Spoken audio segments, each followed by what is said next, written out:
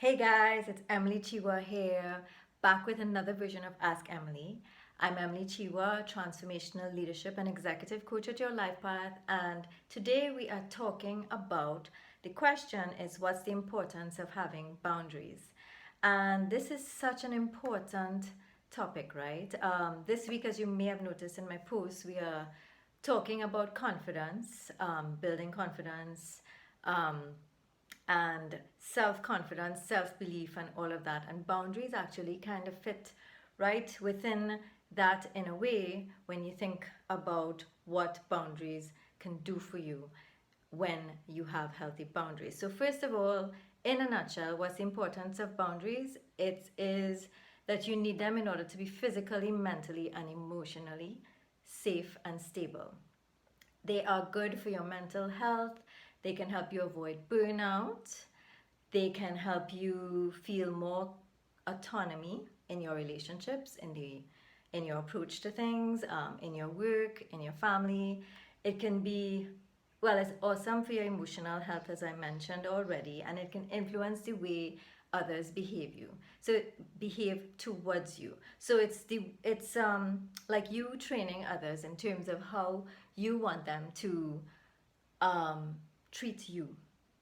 And what it requires to have boundaries, therefore, starts from here, right? It's a lot of self love because if you feel like having boundaries might hurt someone else or step on someone else's toes, you might be less inclined to set boundaries and adhere to them, which actually leads to the negative. So if you think about um, it leads to you not feeling mentally and emotionally safe and stable. So, healthy boundaries are so important for you to learn to have and to use in your day to day lives and across all your relationships so that you can feel good about you and again maximize your potential in the form where we talk about in coaching all the time.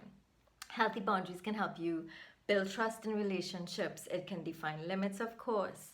It can help you have a healthy way to respond when someone hurts you. And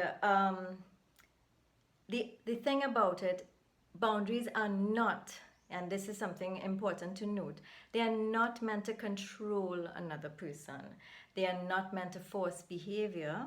They are not meant for you to emotionally disconnect or pull away.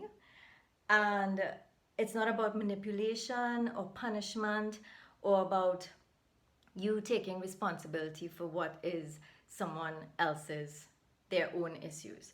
So the easiest way to think of a boundary is a physical boundary. So if you think about a property and this is your house and this is your neighbor's house, the property line, the fence, that's the boundary, that's the physical boundary. And you are responsible for what's on your side in your yard, and the person, your neighbor, is responsible for what is in their yard. So that's the easiest way to think about a boundary when you're thinking about what it means.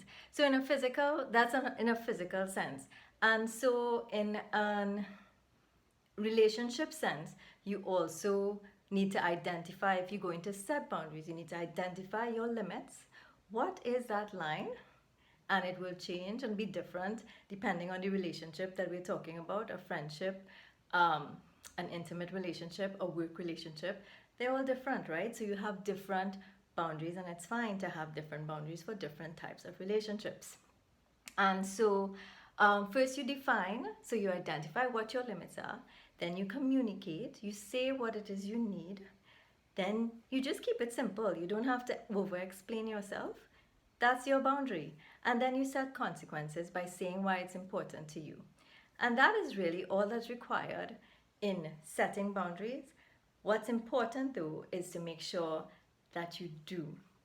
So if you're the type of person that feels that you lack some assertiveness or you feel less able to set boundaries, this is a place where you want to get more aware for yourself and see what's happening there. You know, this kind of feeling that you don't want to step on toes or you don't want to be mean to someone else. Just be mindful that in doing that, you might be being mean to yourself. And so some self-care, some self-love might be needed so that you, and even some support from a coach or other professional that can help you to build that assertiveness so that you can set healthy boundaries. So this has been Emily Chiwa and Ask Emily. Thank you for asking the questions. We ask questions, we take questions on Mondays and I answer them on Thursday. And always grateful to be here and to be able to share. If this has been helpful to you, let me know. Please share with others that you feel that this might be supportive to them. Thank you and bye now.